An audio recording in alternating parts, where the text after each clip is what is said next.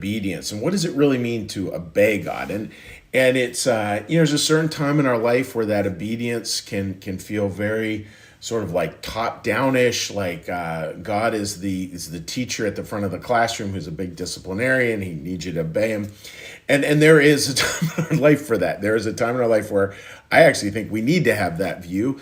And those who are raised without any kind of sense of that kind of sort of strict obedience, if you don't have any concept of it, any concept of lines or limits or edges or guardrails or anything, it's not going to turn out terribly well. It doesn't work terribly well. So we need that, but then we also need to, as with all things, continue to evolve. And there's always this beautiful swing in our spiritual lives from head knowledge, law, obedience, to heart and love. There's always that swing towards that. And we need to start in that place. Just it's like learning the scales. There's one way to do them. You need to learn to do them right. There's nothing wrong with that. I want to be clear. There's nothing wrong with that. And we need to be able to move on to where we're able to improv music. We're able to write music. We're able to just see it differently. And again, this is all part of that idea of obedience. So it's just a little passage here in the book Secrets of Heaven, and it's a biblical commentary that has a very, very, very simple line. Let me pull it up here. A very simple line, and it's a line about listening. And this is Secrets of Heaven 2963. It's about this line in the Old Testament that says, Abraham listened to Ephron. Just a simple little line, very basic. But it's looking at what that word listen is. And this is like such rich biblical context. And it says with listening is obeying. Listening is obeying. That's what listening is about. Simple little piece of biblical context. And I want to sort of hold that for a minute, like listening is obeying. So the word obedience, obedire, is the root there. It means to listen or to hear. And the connotation there in the Old Testament is this obedience. It kind of has this idea of leaning in and listening to God. And I think that's where we want to get. We start out with this, it's kind of like a hierarchy where God's in charge and our job is just to obey everything he says. And then I think as we age, we really want to get much more into this view of our job is to lean in and listen to God. And I love that idea because isn't that what love does? Like love really wants to lean in and listen. And doesn't love really want to express itself as well? Like it works on both sides. I think about with our kids, those of us with kids or loved ones we care for, there's part of it that says, look, could you just lean in and listen just for a second? And it's not about something punitive or angry or that kind of thing. It's just about, hey, could you lean in and listen? There might be a little different way to see this. Where it's this heart's yearning to share something.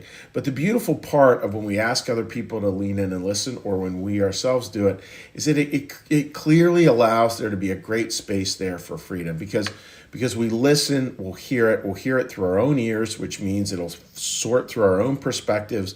Our job is to take what we hear and sort of figure out how that in a very humble way works in our lives. As God's trying to move us towards a life more and more of service, more and more a life of joy, more and more a life of giving. Like, how does that really look? And again, we can practice that with God very easily. We can practice that with, okay, here's the basic obedience. Again, like the triangle, top down. These are things I really can't mess around on. I have to be really clear about. And I also need my life, all our lives need to evolve to the point where we're going to lean in. We're going to lean in. We're going to listen to what God's telling us. And that creates a certain stillness, that necessitates a certain stillness, a quietness where just, okay, our job is to create a quiet into which another voice may speak. That's so much of obedience right there. Very different approach. And you can see how gentler, how that just moves us to a gentleness and a softness and a discovery of the wisdom of tenderness and silence, all within that. So again, that little bit of silence. And then as with all things, what we practice with God is like, hey, you know what? It's all about mutual love. And it's Jesus showed us, walked with us in terms of how to do this. So if we're here to like lean in and listen to God, we also, and where this is going, we're also to lean in and listen to other people. That's real important. And again, notice that the sort of the linchpin for listening to God is stillness. And the linchpin to listening to other people is stillness as well. Can today, when somebody's expressing something, just for a minute in your head, just figuratively, take a breath, still your mind, and really focus on my only job here is to listen to them, not to give your opinion, not to judge, not to right all the wrongs, not to give them a different way of seeing it. It's just to, okay,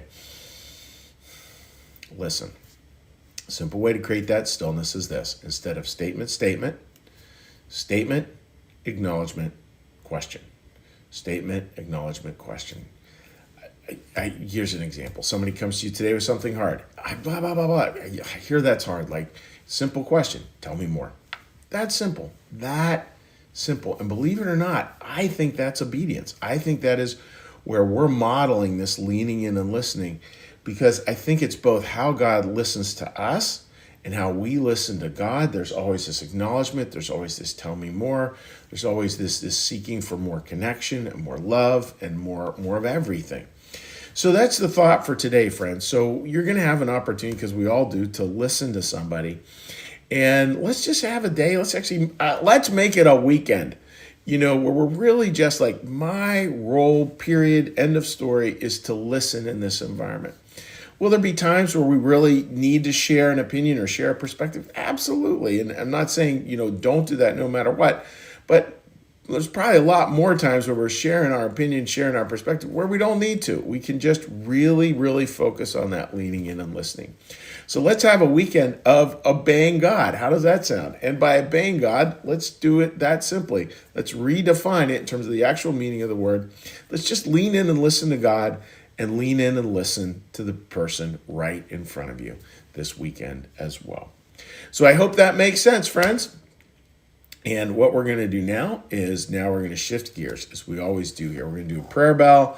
We're going to do a little meditation, a little prayer, a little blessing, and then we'll say hi to friends on Facebook. So first off, let's get a little breath and listen to the prayer bell.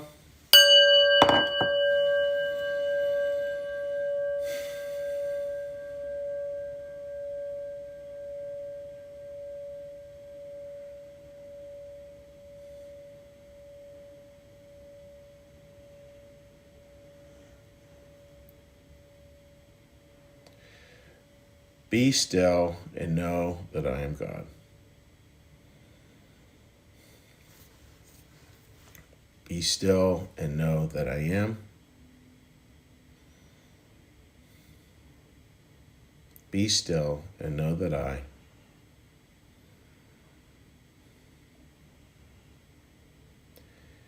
Be still and know that.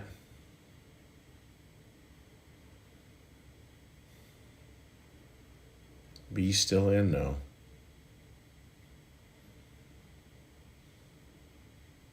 Be still and.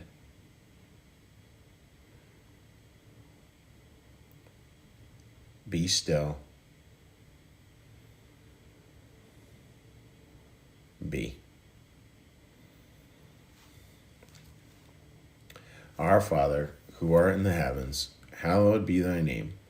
Thy kingdom come, thy will be done, as in heaven, so upon the earth. Give us this day our daily bread, and forgive us our debts, as we also forgive our debtors. And lead us not into temptation, but deliver us from evil. For thine is the kingdom, and the power, and the glory forever. Amen. May the Lord bless you and keep you.